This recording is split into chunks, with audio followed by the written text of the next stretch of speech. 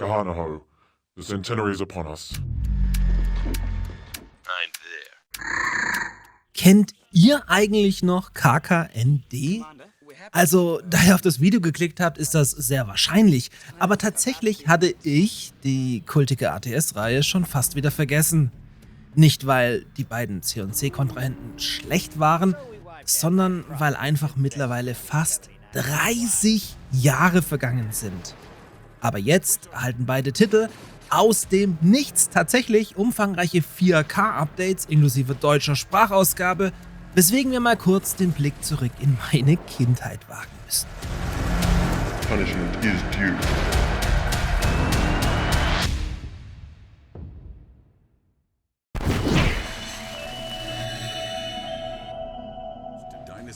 Bevor wir beginnen, schwenken wir noch ganz kurz zu einem anderen ATS-Schwergewicht. Denn der aktuelle Instant Gaming Deal ist so brachial gut, dass ich unbedingt nochmal darauf hinweisen möchte.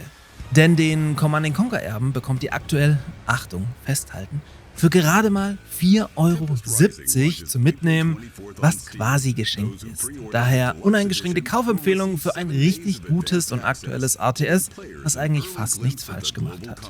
Mit jedem Kauf über meinen Partnerlink unterstützt ihr gleichzeitig diesen kleinen Nischenkanal hier sehr.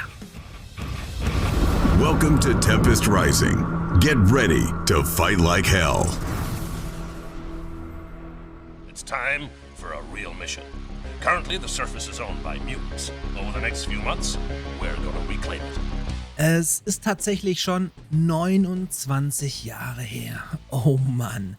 Denn KKND bzw. Crush, Kill and Destroy oder noch bescheuerter in der eingedeutschten Übersetzung keine Kompromisse, nur draufhauen?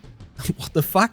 Erschien ursprünglich 1997 und war wie viele Spiele dieser Zeit ein ATS, das auf dem bereits 2 Jahre vorher erschienenen Command & Conquer basierte, was der Reihe auch den Beinamen Clone & Conquer einbrachte, seine Sache aber trotzdem ordentlich machte.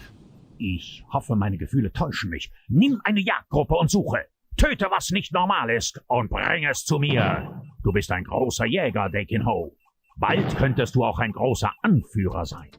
60 Jahre nach dem Dritten Weltkrieg, der die Welt vermeintlich in eine nukleare verseuchte Einöde verwandelt hatte, steigen die Nachfahren der Überlebenden, die die Zeit in Bunkern verbracht hatten, Fallout und seine Bolz lassen grüßen, empor, um an der Oberfläche auf mutierte Menschen zu treffen. Der Krieg von 2079 brachte keine Gewinner hervor. Die Überlebenden verkrochen sich im sicheren Untergrund oder waren im Freien der Radioaktivität und mutagenen Viren schutzlos ausgesetzt.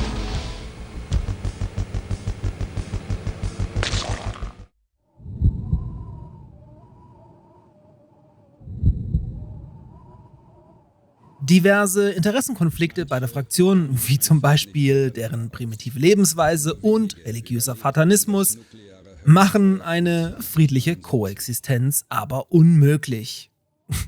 Klingt bescheuert und war es auch damals schon. Aber man braucht ja natürlich einen Grund für, Zitat, keine Kompromisse, nur draufhauen.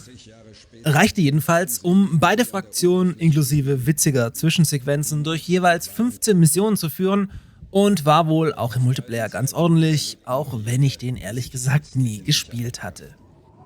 Und dann, im Jahre 2179, 100 Jahre nach dem Ersten Nuklearen Weltkrieg, stießen sie erneut aufeinander.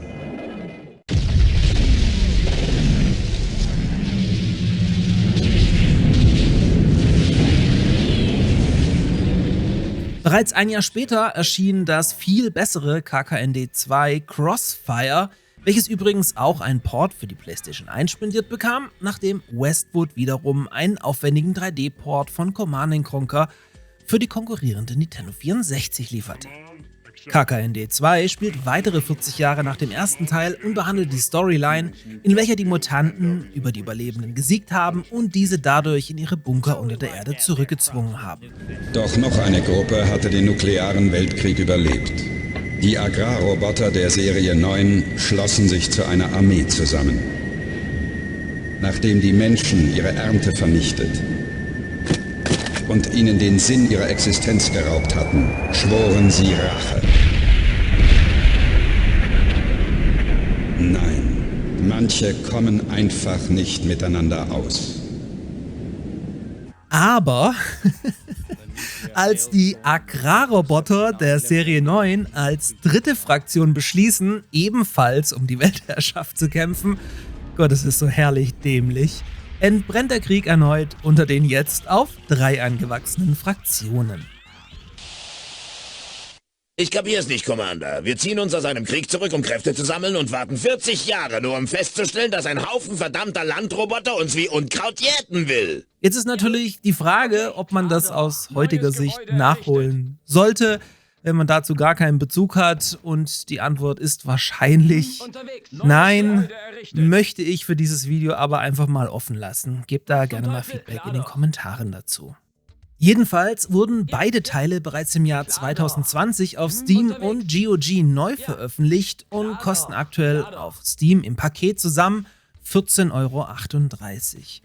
Und genau diese Version erhalten jetzt höchst offiziell vom Publisher Zikorat in Kooperation mit einigen Fans und Moddern ein gigantisches Update. Das Ganze ist auch insofern spannend, da beide Spiele erstmals komplett ins Deutsche übersetzt werden. Zumindest steht das in der Beschreibung, auch wenn ich mir fast sicher bin, dass das damals auch schon Deutsch war. Oder? Egal. Das gilt übrigens auch für die kultigen Zwischensequenzen.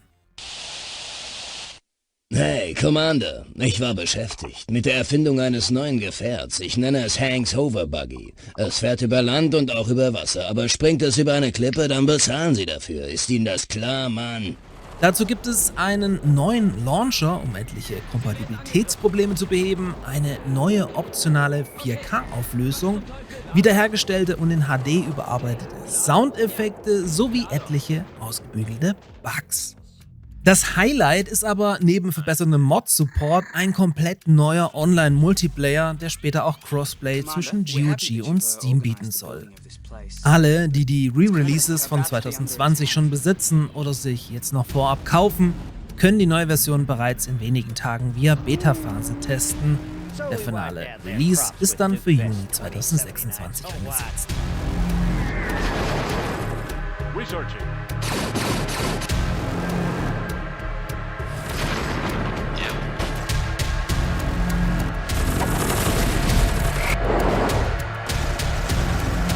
Punishment is due.